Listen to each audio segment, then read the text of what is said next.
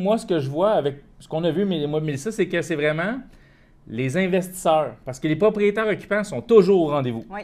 Puis ils payent le prix en conséquence. Ils le savent, il y a toujours une rareté qui reste. Les investisseurs ont été un petit peu plus frileux avec la hausse des taux, attendent aussi une baisse des taux, tandis que nos propriétaires occupants, étant donné que souvent leur entreprise est fulgurante présentement, doivent acheter, n'ont pas le choix pour avoir un roulement avec l'entreprise.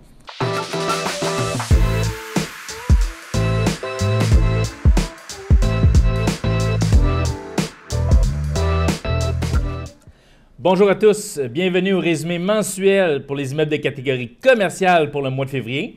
Vous allez voir, pour le mois de février, moi, Mélissa, on a des beaux chiffres à vous présenter. Les marchés bougent. Ce qu'on va regarder, on va commencer avec les indicateurs de marché, qu'on va comparer les 3 derniers mois versus le trimestre de 12 mois. Fait qu'on regarde sur une période de 3 mois, 1 an en avant. Pour le marché du Québec. Pour le marché du Grand Québec. Merci, Mélissa. Fait que ça nous donne pas mal les guidelines de le marché, là, comment il bouge en ce moment, versus les mois précédents. On se fait souvent demander qu'est-ce qui se passe dans l'industriel, Laurent. Est-ce que le marché est toujours aussi en feu? Donc, par rapport aux indicateurs pour l'industriel, au niveau du volume transactionnel, on a 2,197 millions qui ont été transigés en janvier 2024. Puis, on a une baisse de 26 % quand même. Donc, c'est quand même assez significatif comme baisse au niveau de l'industriel. On le ressent aussi dans le marché. Les transactions sont d'un petit peu plus longues là, que qu'est-ce qu'on a vécu en temps pandémique au niveau de l'industriel. Laurent, au niveau du nombre de transactions? Oui, puis ça, c'est quand on a les 3 derniers mois de janvier, mais c'est sur 12 mois. Exactement. Fait que sur 12 mois, on vous sort les transactions. 687 transactions, en baisse de 10 %. On le voit tranquillement, nous. La demande diminue tranquillement dans l'industriel. Moi, ce que je vois avec ce qu'on a vu, moi, Mélissa, c'est que c'est vraiment les investisseurs. Parce que les propriétaires occupants sont toujours au rendez-vous. Oui. Puis ils payent le prix en conséquence. Ils le savent, il y a toujours une rareté qui reste. Les investisseurs ont été un petit peu plus frileux avec la hausse des taux, attendent aussi une baisse des taux, tandis que nos propriétaires occupants, étant donné que souvent leur entreprise est fulgurante présentement, doivent acheter, n'ont pas le choix pour avoir un roulement avec l'entreprise. Au niveau de la superficie totale, on parle de 19 868 000 pieds carrés qui a été transigés. On parle d'une baisse de 20 %. Donc, on peut regarder au niveau au niveau du volume, au niveau des transactions, au niveau de la superficie de pieds carrés, il y a eu une baisse dans toutes les catégories pour l'industriel pour janvier 2024. Puis ce qui est normal, c'est que c'est tout à fait normal parce qu'on s'en attendait. 2022-2023 avait été incroyable. Fait que c'est pour ça que quand on regarde les statistiques de 2023 à 2024 comme on fait là, c'est normal qu'il y ait une petite baisse. On finit avec un prix moyen par pied carré à grandeur du Québec pour les immeubles industriels de 162 $. Bien important, c'est à la grandeur du Québec. On ne regarde pas le Grand Montréal, c'est vraiment grandeur du Québec parce qu'on le sait qu'au Grand Montréal, c'est plus cher du pied carré présentement. OK. Commerce de détail, Mélissa, je te laisse. Je vais faire le volume, je te laisse les transactions. Oui. On a un volume d'1,740 millions qui est en baisse de 3 %. Fait qu'on voit que c'était moins la folie dans le retail, commerce de détail. Fait qu'on voit que ça n'a pas tellement baissé. Là. 3 % en baisse, c'est rien. Au niveau des transactions, contrairement à l'industriel, on a eu plus de transactions dans le commerce de détail. On parle de 788 transactions. On a quand même une petite baisse de 5 % dans le commerce de détail. Au niveau de la superficie, Laurent? 12 millions, 72 000 pieds carrés, en hausse de 3 %. Puis, je laisse finir avec le prix par pied carré moyen au Québec. Je veux juste rajouter un petit quelque chose. Par rapport à la superficie au niveau du commerce de détail, il faut comprendre, puis on a déjà parlé dans nos dernières vidéos, les centres d'achat, les centres sont très, très actuels par rapport aux transactions présentement. Donc, c'est ce qui a, d'après moi, augmenté le nombre de pieds carrés qui ont été transigés parce qu'on a beaucoup de personnes qui recherchent présentement ce type d'actifs. Le prix par pied carré, 198 $ du prix par pied carré. On a une petite baisse de 1 %. C'est rien. Des fois, 2-3 grosses transactions majeures peuvent venir changer ça. Fait qu'il faut faire attention avec ça. Là. Oui. OK, le bureau. Nous, on le voit de ce temps-ci. Depuis le mois d'avril, le bureau en périphérie de Montréal, des plus petits bureaux, je vous dirais en 10 000 pieds et moins, il y a quand même beaucoup d'actions. Les statistiques sont bonnes aussi. Ça reprend. Oui. Ça reprend tranquillement. Le présentiel leur revient. Fait que 1 314 millions qui a été transigé dans les 12 derniers mois. Donc, c'est quand même bien. Les transactions, 836 transactions pour une hausse de 8 %. Oui. Superficie totale, Mélissa? On a 23 800 23 824 000 pieds carrés qui a été transigé pour une hausse de 3 %. Puis au niveau du prix par pied carré, on parle de 215 $ par pied carré. Donc, on parle d'une hausse de 6 %. Ça, c'est bon. C'est ce qu'on devait s'attendre, puis ça va se corriger, je pense, dans les prochains temps. Oui, le bureau, on voit qu'il y a de l'action qui revient tranquillement. On a sorti quelques ventes là, que c'est spécifique pour le mois de février. Donc, on a sorti quelques ventes industrielles. On va prendre les 5 premières qu'on va vous sortir. On a 2 belles en bureau, puis je vous dirais une belle en retail là, que je pense qui est bon de mentionner.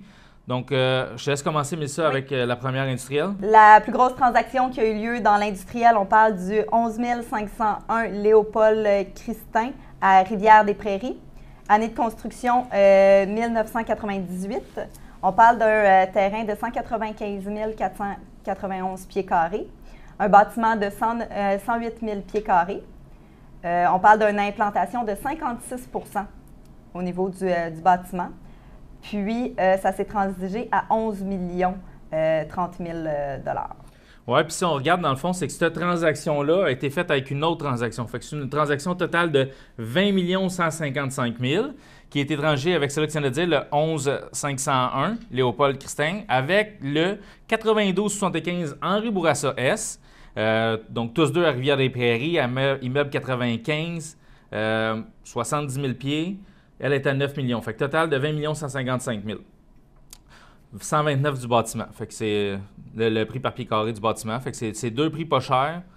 Je serais curieux d'aller voir. Je n'ai pas été voir cette fois-ci. Je serais curieux d'aller voir, mais ça ne doit pas être des immeubles 999 là, où il y a peut-être l'industriel ici sur 2 étages. Là, souvent, si on a un industriel sur 2 étages qui arrive, mais qui est très rare, mais qui arrive, ben, la valeur du prix par pied carré diminue. C'est sûr que le 2e étage est moins efficient.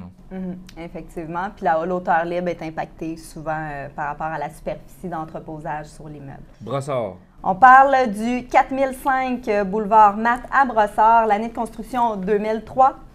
On parle d'une superficie de terrain de 218 838 pieds carrés. Donc, on voit que les transactions qui se sont faites, là, c'est des superficies de terrain quand même assez significatives. On parle d'une superficie de bâtiment de 56 940 pieds carrés. Donc, il y a juste une implantation de 26 %. Il y a encore un potentiel à aller chercher par rapport au terrain. On parle d'une vente de 221 $ du pied carré pour le bâtiment, puis un prix total de 12 600 000 $. Ça, c'est une belle transaction. Ça reflète vraiment le marché qu'on voit en ce moment. 221 à Brossard. Un très beau terrain. Fonds de placement qui est le vendeur là-dessus avec un propriétaire occupant qui est notre acheteur. On a une autre à 9 millions. On va la faire. Le 450 des Cantons à Les-Rivières, donc à Québec. On a ici un immeuble de 284 000 pieds carrés de terrain, 50 000 pieds d'immeuble, implantation seulement à 17 % pour un prix de 185 $ le prix par pied carré, ce qui est un petit peu plus cher pour le marché de Québec, mais on voit bien qu'ici, c'est encore là, la valeur était aussi sur le terrain qu'il fallait racheter une valeur ajoutée. Maintenant, pour le bureau, on vous l'a dit, le bureau reprend tranquillement. On va vous donner les 2 plus grosses transactions par rapport au bureau. Donc, on parle du 45-55 Amboise-La Fortune à Boisbriand, une année de construction 2009. On parle d'un terrain de 160 000 pieds carrés, une superficie de bâtiment de 52 985 pieds carrés, implantation 33 %. Et on parle d'un prix, ça s'est vendu à 217 $ le pied carré pour un total de 11 500 000 $ pour la deuxième transaction, Laurent? Oui, puis transaction entre 2 investisseurs privés. Oui. L'autre transaction, c'est la même affaire, 2 investisseurs privés encore qui étaient en transaction. Le 4360 Côte-de-Liesse, Mont-Royal, 1950 comme immeuble, 17 unités, 168 000 pieds carrés, 22 000 pieds de terrain, 22 000 pieds 500 de bâtiment. Une implantation là, à seulement 13 %. On est à 447 $ le prix par pied carré pour 10 055 000. On voit encore là, il y a beaucoup de potentiel à aller chercher là, avec l'implantation qui est très, très basse. Là. Par rapport au commerce de détail, rapidement, on va vous donner les 2 plus grosses transactions. Donc, on parle du 1080-1126 de la Grande Allée à Boisbriand, année de construction 1988. On parle d'une superficie de terrain encore au-dessus du 100 000. On est à 121 996 pieds carrés, bâtiment de 35 462 pieds carrés. Encore là, un beau potentiel par rapport au terrain. Il y a seulement 29 % d'implantation. On parle d'un prix qui s'est vendu à 243 le prix par pied carré pour un total de 8 625 000 investisseurs privés à investisseurs privés encore. La deuxième transaction, commerce de détail. La deuxième transaction, Mélissa, je la trouve trop petite pour en parler. On n'a pas de temps à perdre avec ça. Je vous dis merci à tout le monde d'avoir écouté nos vidéos. On adore ça, faire nos résumés commerciaux. Puis quand vous suivez nos indicateurs de marché, vous avez le pouls du marché. Gênez-vous pas, venez nous écrire des fois en commentaire, nous dire ce que vous pensez, vos prévisions, votre boule de cristal, on adore ça. Venez nous en parler aussi en événement. Si on se croise, ça va nous faire plaisir de vous en parler. Merci tout le monde.